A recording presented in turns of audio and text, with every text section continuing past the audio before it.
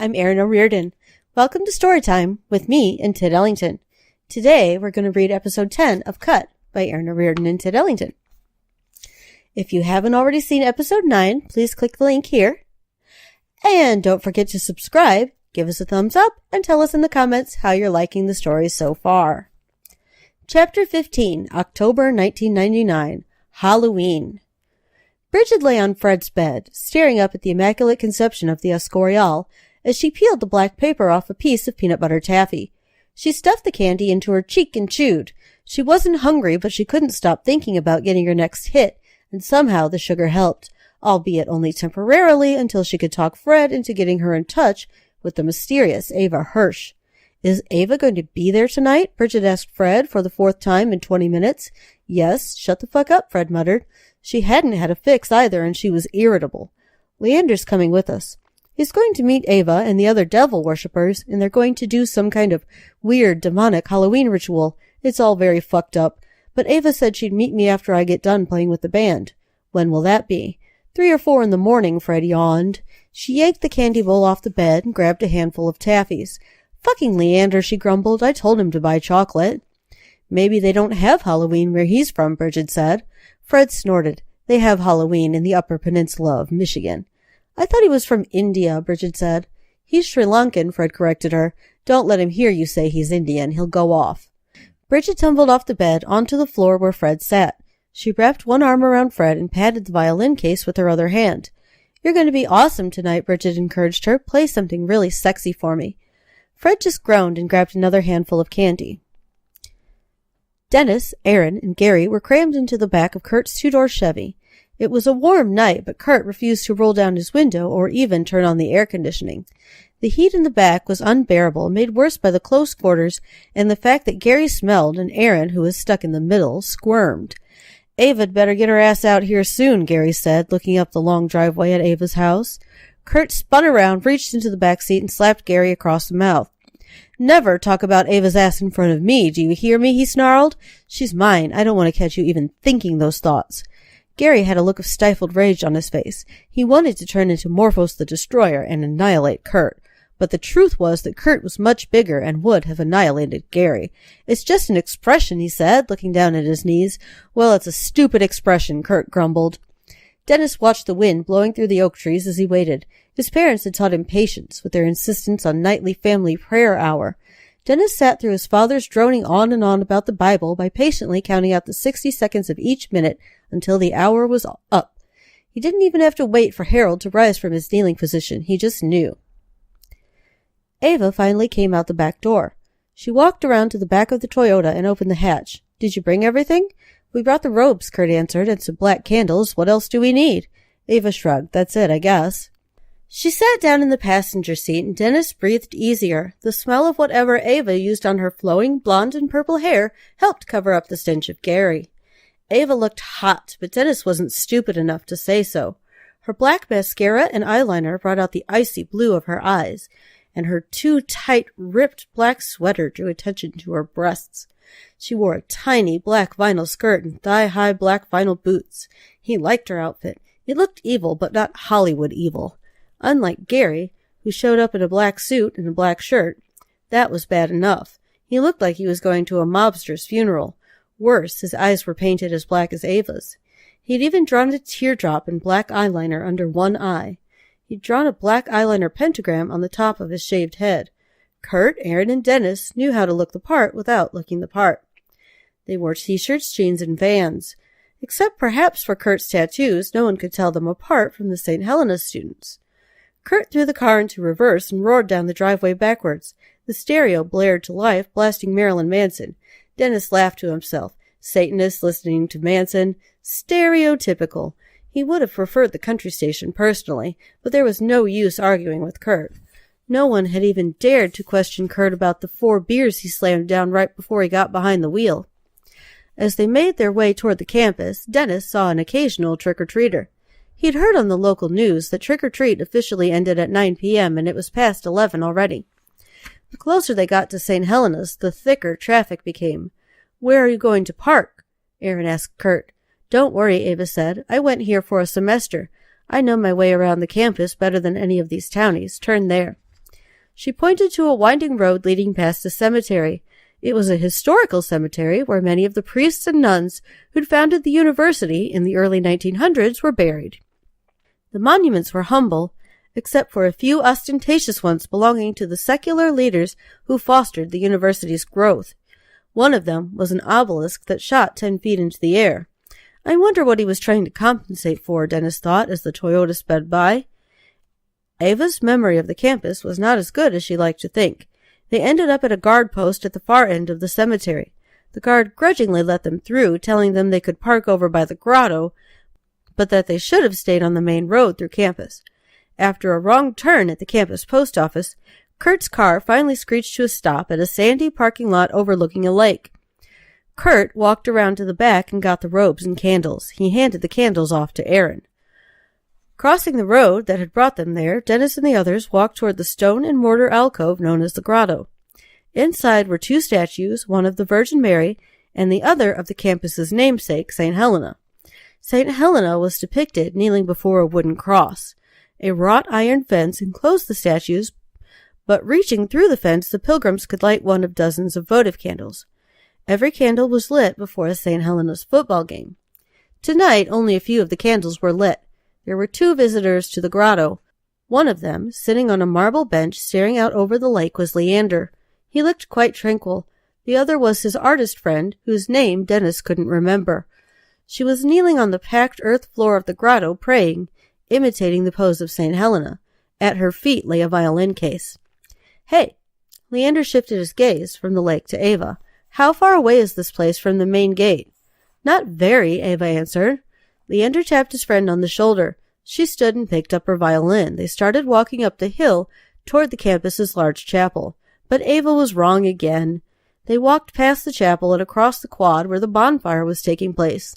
Leander's friend took off toward the stage where a band, Dennis assumed they were students, had just launched into a set of Dave Matthews Band covers.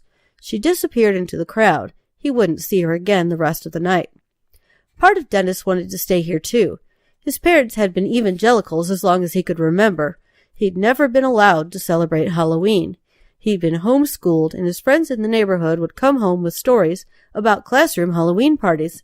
Dennis was racked with jealousy as they described apple bobbing and carving jack-o'-lanterns, but mostly he longed to come home with a pillowcase full of forbidden sweets, unwrapping and eating candy until his stomach was near to bursting. As a child, he didn't understand his parents' reason. Halloween seemed like a lot of fun. Now, as he watched the students and the other partygoers dancing around the bonfire, he knew all these years he had been right. Nothing these people could do would tempt him into evil. They were just hanging out with friends, enjoying the freedom to dress in costumes, eating carnival food from vendors, and dancing to the music. None of them could harm Dennis, and the devil wasn't walking among them. Human beings, Dennis knew, had all the world's evil inside them, inside their hearts. Unlike the hypocritical Christians, Dennis and his friends weren't ashamed to admit they were evil, selfish, violent, and lustful. Not that Dennis intended to hurt anyone tonight. He only wanted them to glimpse the truth. As they neared the main gate, Kurt handed everyone a robe. The men wore black and Ava wore purple. Erin pulled out a lighter and lit one of the black candles. Leander snatched it from him savagely, grinning as hot wax melted onto his hand. Then he snatched the lighter. Erin held up candles for him, and Leander lit them. They came to the gate. It was a huge, arched stone structure. On the other side, University of St. Helena was posted in cast-iron letters. From their side, Dennis and the others saw the arch itself, surrounded on either side by a low chain-link fence and a wide swath of freshly cut grass between the sidewalk and the fence. 2 city police officers, one a middle-aged black man and the other a young white man, patrolled the area. Outside the fence, there was a crowd gathered. Dennis could easily have counted 200 people. In front of the group, he recognized Edward Prescott, the pastor from the local Evangelical church to which Dennis's parents belonged. Edward stood there, silent, although the men who surrounded him talked excitedly. He appeared calm, and when he saw Ava, he smiled slightly. Dennis, Kurt, Erin, Leander, and Gary spread out on the grass, forming a human pentagram. Ava stepped into the middle. She held her candle up over her head and closed her eyes, sensing some unseen power. The wind toyed with her purple robe. She turned her back toward the gate. "Demons of the south, we summon you," she shouted, pointing her candle southward as best as she could without letting it go out. "Hail, demons of the south," the men chanted. Out of the corner of his eye, Dennis noticed Kurt scratching his head. He looked as if he couldn't remember all the words. "Come and walk among us on this, the unholy night of Samhain." For once, the group ceremony wasn't lifted whole from Ava's battered paperback Satanic Bible. They'd written this stuff themselves over the past couple of nights. Ava figured the best way to get the Christians' attention was to start summoning demons. From the murmurs among the supposedly silent protesters, it seemed she was right. Ava turned toward the west. "Demons of the west, we summon you," she screamed, stamping her heel into the earth for emphasis. Dennis chanted his line about the demons of the west. He heard voices calling his name. A wave of panic ran through him. All of this satanic bullshit was just supposed to be for show. Had Ava actually managed to summon some demons this time? He breathed a bit easier when he realized the voices were coming from the other side of the fence. They were not demons but teenage boys, people he knew, the sons of some of his parents' friends. He recognized Charles Patterson and Chris Peterson. Chris was mouthing Dennis's name and pointing into the crowd of evangelicals. Dennis couldn't tell what he was pointing at. Ava turned toward the north, where Dennis formed the top point of the five-pointed star. Her cold, blue eyes looked directly into his as she invoked the demons of the north. He wanted to find out what Charles and Chris seemed so excited about, but it seemed obvious that Ava had noticed them too, and she was not happy about it. She shot him an angry look. Dennis was glad when she turned to the east. Dennis felt sick. Chris and Charles stepped aside, giving Dennis a clear view of his mom and dad. His mom's eyes were wide with horror, but his dad looked stunned. After a second, his dad shook his head as if this were a nightmare and he could wake up. "Mom!" Dennis shouted. He broke free of the pentagram and ran toward the gate. Until that moment, Dennis had liked the idea of being seen with the other Satanists. He hadn't cared who he offended until he saw his parents. Now he felt deeply ashamed. He wanted to go to them, to apologize, to explain. When Ava saw Dennis break away, she scowled and took off after him. She caught up to him surprisingly fast for a woman in spiked heels. "Hey!" a strange man's voice shouted. Dennis turned his head to see the young cop running toward them. The momentary distraction allowed Ava to overtake Dennis. She grabbed at his collar, her long black fingernails digging at the skin of his neck. She pulled him backwards, and the momentum sent them both falling backwards onto the grass. Dennis looked up at the cloudless, moonlit sky as he struggled to get free from Ava's grip. The cop ran past them. Dragging himself to his feet, Dennis now saw why. The moment Ava had run after Dennis, Kurt took the pause in the satanic ritual as a chance to pull a beer from his coat and slam the whole can down. Kurt was a big man, but after 5 beers he was buzzed. He tried to run, plowing past Gary, but didn't get very far before the cop tackled him. Ava hadn't noticed what was going on with Kurt. She was too busy assaulting Dennis. She punched him in the nose, and it hurt worse than he could ever have imagined. As he stood, gasping from the first blow, she hit him again. Dennis cast a desperate look in the direction of the other cop. Fortunately for Dennis, he was already on his way. The cop tried talking to Ava, but she fought with concentration that words couldn't penetrate. The big officer then got hold of her around the waist and lifted her as easily as if she were a 5-year-old. Ava struggled and cursed, finally calming down when the officer threatened to pepper spray her. "Sit down," he told her, and Ava obediently plopped down Indian style on the grass. She muttered something too low for the cop to hear. Across the lawn, Kurt was being handcuffed. "McCaffrey," the older cop shouted at his partner. McCaffrey never looked away from Kurt, who wasn't resisting. Like Ava, he sat on the grass, glaring maliciously, but did nothing. Dennis heard Gary laughing riotously. "Let him go." McCaffrey shrugged and released Kurt from his handcuffs. "Now you," the older cop said to Kurt, "walk over here and have a seat next to your friend." Kurt obeyed. He said to Dennis, "You okay, kid?" Dennis nodded. He glanced over across the gate. His parents had seen and were making their way through the crowd of evangelicals. They were coming over, and so was Edward Prescott. Dennis felt sick again, and although his legs were shaking, he ran. He ran across the grass, back toward the cemetery. He could hear McCaffrey shouting after him, but if he was being chased, Dennis never knew it. He ran until he reached the graveyard, hiding himself behind the outside obelisk he'd seen from the road.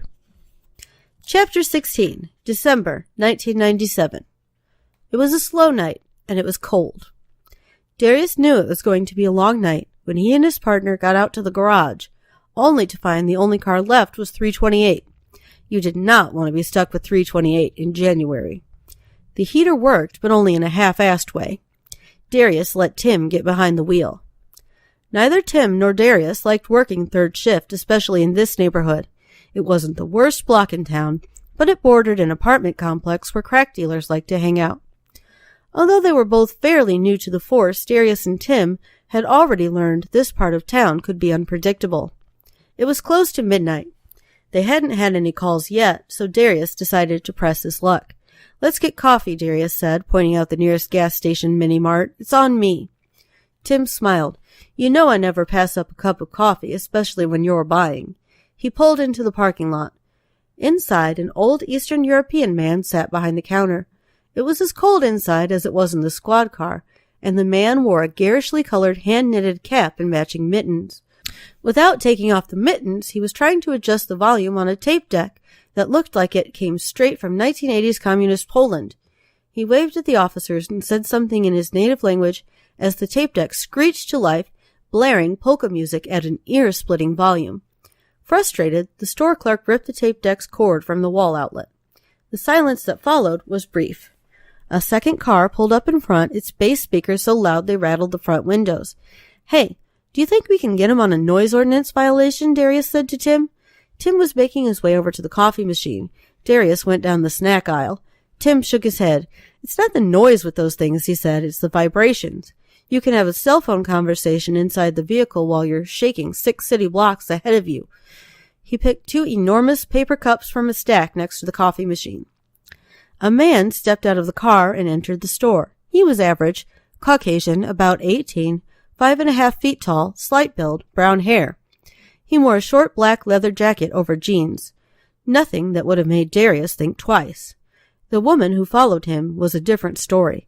She was short, Latina probably, with wide brown eyes and black-brown hair curled into ringlets. In her leopard print micro miniskirt and silver high-heeled sandals, she would have attracted anybody's attention, especially since it was 10 degrees below zero outside, with 3 inches of snow on the ground, and the only weather-appropriate thing she wore was a bright red faux fur coat. Darius smiled at her, but she did not smile back. As she walked in the door, Darius noticed her face. It was pretty, but she wore too much makeup. Her eyeshadow was too blue, her lips too red. She didn't seem like the type. It probably wasn't her idea. Now her eyes stayed on the floor. There was something about her that looked whipped, defeated. "Go get me a bag of chips," the man told her. She went down the aisle next to Darius's. "Hey, you like lots of sugar, right?" Tim asked Darius. He had just poured the coffee. Darius saw a handful of sugar packets in his hand. Darius nodded. Normally, Darius and Tim communicated everything verbally. By not answering out loud, Darius sent Tim a message that something wasn't quite right, and he needed quiet to figure it out. The young man eyed Darius contemptuously as he walked past. He walked straight to the back of the store to the cooler across from the coffee machine. He crouched down and stared at the cases of cold beer. In the next aisle, the woman whispered something to Darius. Darius would never know what it was. She might have been saying, "Help me," or she might have been saying, "Oh, damn the luck, they're out of peach pie." The rows of snacks came up to Darius's collarbone, but the woman was shorter. He could only see the top of her head. A noise caught Darius's attention. Something hard and metallic fell on the ground over by the kid. Darius saw him pick it up and was immediately alarmed. It wasn't a case of beer, but instead a high-caliber handgun that the kid now aimed directly at Tim's chest. Darius felt his heart pounding. His first thought was to tackle the kid, but the cooler was 2 aisles over. "Kawaguchi, he's got a weapon!" he yelled. Tim looked up. He dropped the coffee cups as he reached for his own weapon. Coffee spilled everywhere, soaking Tim's uniform pants and burning his legs, but Tim didn't even flinch. Behind him, Darius heard the thump that had to have been the clerk diving for the floor. Darius barely had time to draw his own weapon and start running toward the kid when he heard the shots. The kid fired off 5 rounds. Darius heard Tim yell, then the crash as Tim fell against the coffee machine and knocked it over. The woman screamed, and then everything was quiet. Darius wanted to reach for his radio, but there wasn't time. He was facing the kid now. 6 feet of tiled floor stood between them. Instantly, it flashed through Darius's mind that he could tackle the kid. Then the kid got a funny look on his face, and Darius could read his thoughts. The kid began to turn his body toward Darius, raising his weapon slightly. There was no more time to think. Darius opened fire. He reacted without thinking. He fired again and again until the kid dropped to the floor. The cooler shattered, spraying glass all over the kid's limp, blood-soaked body. Darius approached the kid and kicked the weapon from his hand. Not that it mattered now. If he wasn't already dead, he would be soon. Taking a long, deep breath, Darius felt for the radio on his belt. "Dispatch," he shouted into it. 328, officer down. The dispatcher's voice was calm. 328, officer down, she repeated. "Give me your location, 328. Always open on 34th. Hurry!" "Help is on the way," the dispatcher said. Darius ran over to where Tim had fallen. Blood spattered the walls, the floor, and the broken coffee machine. It was less blood than Darius had imagined, though. Tim was alive, slumped against the wall and breathing noisily. "I'm okay," Tim called out. He was in shock. "Fuck," Darius exclaimed. "You're not okay." He looked at Tim's arm, bleeding and bent at an awkward angle. Darius knelt down. He quickly tore his shirt, wrapped the open piece around Tim's arm, and applied pressure. Tim groaned. Outside, the quiet night exploded into a chorus of sirens. "You get him?" Tim asked. "Yeah, he's dead." Tim had no reaction. "You hit anywhere else?" Tim made a fist with his good hand and thumped his bulletproof vest. "Twice in the chest," he said. Darius felt tears well up in his eyes. If it hadn't been for the vest... The wail of sirens from the ambulance got closer. Darius heard running, then the door. "Over here!" he shouted, standing up. He moved away so the paramedics could do their job. As the paramedics rushed to help Tim, Darius saw the clerk get up from the floor. Slowly, the clerk came out from behind the counter. His whole body was shaking. "Bad guy is dead?" he asked Darius in a heavily accented voice. He'd lost one of his mittens. "Yeah," Darius said. "Don't look. You don't want to look." The clerk stayed behind the counter. A second ambulance arrived. One of the paramedics felt for a pulse on the kid, but found none. Darius saw the other go down the aisle where the woman lay. "Shit," thought Darius. "Forgot about the girl. Is she all right?" he shouted. "She's dead," the paramedic said. "Took one in the head." That's episode 10 of Cut by Erin and Ted Ellington. When episode 11 is ready, you can click on the link right here. Don't forget to subscribe. Give us a thumbs up. Let us know what you think of the story so far. Thanks. Have a great day. See you next time.